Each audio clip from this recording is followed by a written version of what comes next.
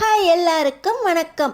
நம்ம அழகே அழகு சீரியலில் நம்ம அழகுமதி தன்னோட மாமியார் ராஜலட்சுமியையே வீட்டுக்கு வந்த விருந்தாளிகளுக்கு விருந்து சமைக்கிற மாதிரி பண்ணிட்டாங்க.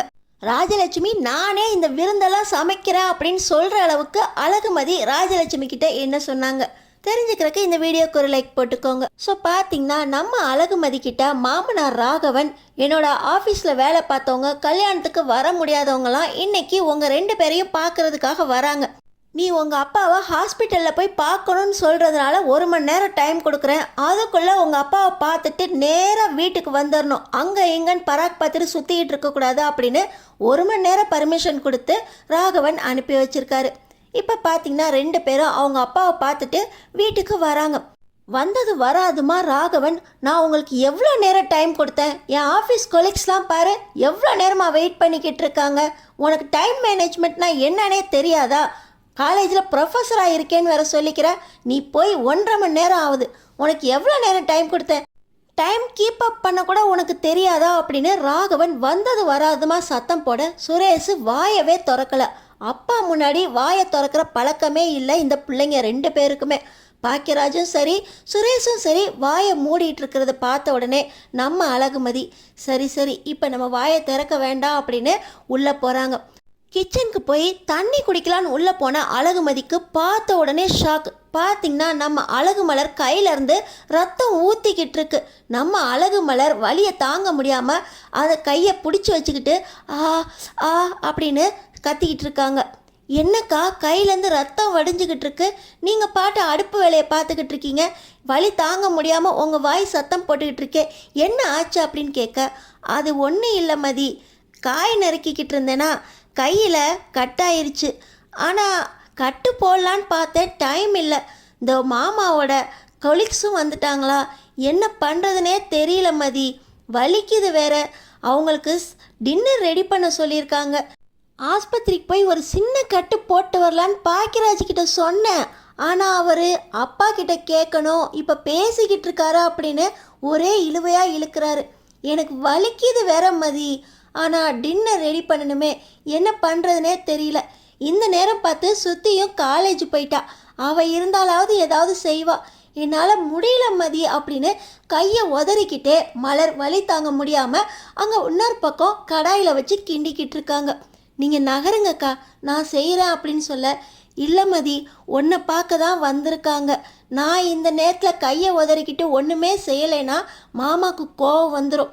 அத்தை இப்போ தான் வேற கேசரி பாயாசம் வடை எல்லாம் சொல்லிட்டு போயிருக்காங்க. வடைக்கு கிரைண்டர் ஓடிக்கிட்டு இருக்கு, கேசரிக்கு இன்னும் ரெடியே பண்ணல.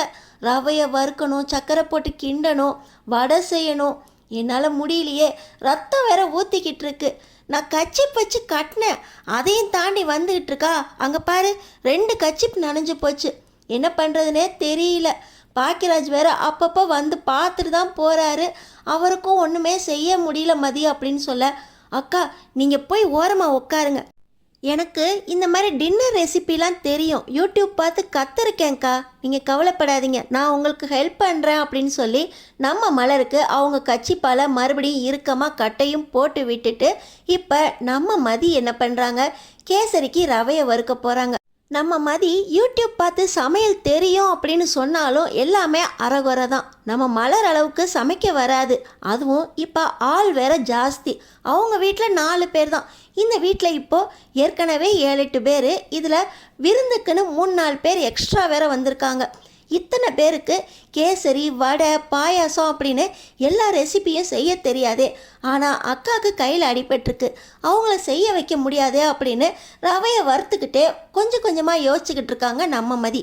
இந்த நேரத்தில் பார்த்து மறுபடியும் ராஜலட்சுமி வந்து, மலரே மலரு வடைக்கு ஊற போட்டிருந்தேன்னு சொன்னியே, அரைச்சி முடிச்சிட்டியா அப்படின்னு கேட்டுக்கிட்டு இருக்க. அத்தை உங்களை பற்றி தான் அத்தை பேசிக்கிட்டு இருந்தேன் அப்படின்னு நம்ம மதி ஆரம்பிக்கிறாங்க. அத்தையா மதி நீ என்ன பண்ணுறீங்க? போய் சேலையை மாற்றிட்டு அவங்க ஆஃபீஸ் கொலீக்ஸ்லாம் பார்க்க வரணும்னு சொன்னாங்கல்ல மாமா அப்படின்னு இந்த ராஜலட்சுமி கேட்க, அது இருக்கட்டும் அத்தை, இப்போ நாங்கள் தங்கராஜ் அண்ணனை தான் போய் பார்த்துட்டு வந்தோம். தங்கராஜ் அண்ணன் உங்கள் சமையலை ஆஹா ஓஹோன்னு புகழ்கிறாரு. நீங்கள் வடை சுட்டா ஊருக்கே மணக்குமாமே, கேசரி செஞ்சால் நாக்கில் எச்சில் ஊறுமா, 2 நாளைக்கு அந்த டேஸ்ட் மறக்கவே மறக்காது அப்படின்னு அந்த புகழ்றாரு. ஹாஸ்பிட்டலில் வச்சே எனக்கு நாக்கெல்லாம் ஊற ஆரம்பிச்சிருச்சு. நீங்கள் அவ்வளோ டேஸ்ட்டாக சமையல் செய்வீங்களாமே அப்படின்னு நம்ம மதி கேட்க, என்னை பற்றி என்ன நினச்ச? நாங்களாம் அந்த காலத்தில் 4:30 மணிக்கு சமையக்கட்டுக்குள்ளே நுழைஞ்சோம்னா எல்லாரும் அதை வாசனை பிடிச்சிக்கிட்டே 6 மணிக்கெலாம் எந்திரிச்சு சட்டுன்னு கிளம்பி என்னோட சாப்பாடை சாப்பிட்றக்கு வந்து உக்காந்துருவாங்க. இப்போ தான் அந்த மலர்கிட்ட விட்டதுக்கப்புறம் நான் எல்லா பக்குவமும் விட்டு போச்சு. என் சமையல் ஊருக்கே மணக்கும் அப்படின்னு மறுபடியும் இந்த ராஜலட்சுமி சொல்ல, ஆமாம் அத்தை, தங்கராஜ் அண்ணன் கூட சொன்னாங்க. நாங்கள் கூட 1 மணி நேரத்தில் வீட்டுக்கு கிளம்பணும். ராகவன் மாமாவோட ஆஃபீஸில் வேலை பார்த்தவங்க எல்லாம் வராங்க, அவங்களுக்கு டின்னர் ரெடி பண்ணிக்கிட்டு இருக்காங்க, நாங்களும் சீக்கிரம் போகணுன்னு சொன்ன உடனே தங்கராஜ் அண்ணனும் நாளைக்கு எங்களை விருந்துக்கு அழைக்கிறதுக்காக வீட்டுக்கு 6 மணிக்கு வரதா சொல்லிக்கிட்டு இருந்தாரு அப்படின்னு சொல்கிறாங்க. என்ன, மாப்பிள்ளை வேற வராரா? நீ இதை முன்னாடியே சொல்லியிருக்க வேண்டாமா? மாப்பிள்ளைக்கு ரவா லட்டுனா ரொம்ப பிடிக்கும். அது மட்டுமா, அவருக்கு கறி தோசைனா கூட ரொம்ப பிடிக்கும். அதெல்லாம் ரெடி பண்ணுமே.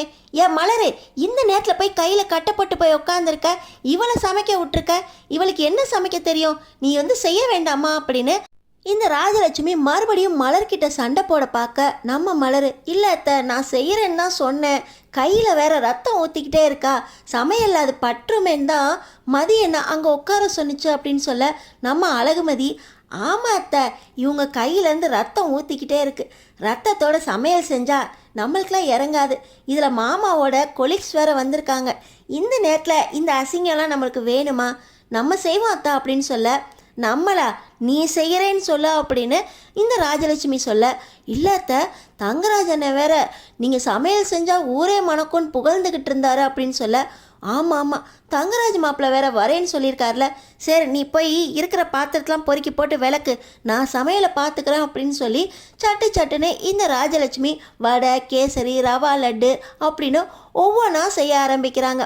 இருக்கிறதெல்லாம் மெதுவாக விளக்கிக்கிட்டு இருக்க நம்ம அழகுமதி, அக்கா நீங்கள் ரெஸ்ட் எடுங்க, நான் பாக்கியராஜனை கூப்பிட்றேன், ஹாஸ்பிட்டலுக்கு அவர் கூட்டிகிட்டு போகட்டும், வந்த விருந்தாளிங்களெல்லாம் நாங்கள் பார்த்துக்குறோம் அப்படின்னு சொல்லி நம்ம அழகுமதி முதல் முறையாக நம்ம அழகு மலருக்கு ரெஸ்ட் கொடுக்குறாங்க. இன்னொரு பக்கம் மாப்பிள்ளை வராரு, சட்டுன்னு வேலையை பார்க்கணுமே அப்படின்னு இந்த ராஜலட்சுமி ஒவ்வொரு வேலையாக இழுத்து போட்டு தானே சமையல் செய்கிறாங்க. எல்லாரையும் பார்த்துக்கிட்டு இருக்க நம்ம அழகுமதி, அத்தை, நான் பாத்திரத்தெல்லாம் விளக்கி போட்டேன், தங்கராஜ் அண்ணன் வர மாதிரி தெரியுது, நான் போய் புடவையை மாற்றிட்டு வந்துட்டேன் அப்படின்னு கேட்க, போ இவ்வளோ நேரமாக சொல்லிக்கிட்டு இருக்கேன், எல்லாரும் முன்னாடி நீ தான் போய் நிற்கணும், ட்ரெஸ்ஸை மாற்றுன்னு, இப்போ தான் தெரியுதோ, போய் நக்குன்னு நல்ல புடவையாக எடுத்து கட்டிக்கிட்டு சுரேஷோட ஜோடியாக வந்து நில்லு, ஜோடி பொருத்தம் என் மாப்பிள்ளை செலக்ட் பண்ணது, 2 பேர்த்தும் நல்லா இருக்கு அப்படின்னு எல்லாரும் சொல்லணும் அப்படின்னு இந்த ராஜலட்சுமி சொல்லிக்கிட்டே எல்லா டின்னர் ரெசிபியையும் டக்குன்னு முடிச்சிடுறாங்க. நம்ம அழகு மலரும் பாக்கியராஜ் கூட ஆஸ்பத்திரிக்கு போகிற வழியில் இன்னைக்கு மதி வந்ததுனால என்னோட கை கொஞ்சம் வலி குறைஞ்சிருக்கு. அத்தைக்கிட்ட தங்கராஜனை பேரை சொல்லியே ஒவ்வொரு ரெசிபியையும் செய்ய வச்சிட்டாங்க. அதனால் எல்லா ரெசிபியும் நல்லாவும் வந்திருக்கு, கூட மாட அழகுமதியும் வேலை செஞ்சதுனால வேலையும் முடிஞ்சிருச்சு. இல்லாட்டினா ஒத்த கையில் இவ்வளோ பேர் வந்திருக்கிற இந்த நேரத்தில் என்னால் சமைக்க முடியுமா அப்படின்னு ஒரே மலப்பாக இருந்துச்சு. அந்த பொண்ணுக்கிட்ட உண்மையிலேயே ஏதோ இருக்குங்க. அந்த பொண்ணு எல்லார்கிட்டையும் அழகாக பேசி செய்ய வேண்டிய வேலையெல்லாம் கரெக்டாக செய்ய வச்சிருதா அப்படின்னு நம்ம பாக்கியராஜுக்கிட்ட அழகு மலர் சொல்லிக்கிட்டே கட்டோட வீட்டுக்கு வராங்க.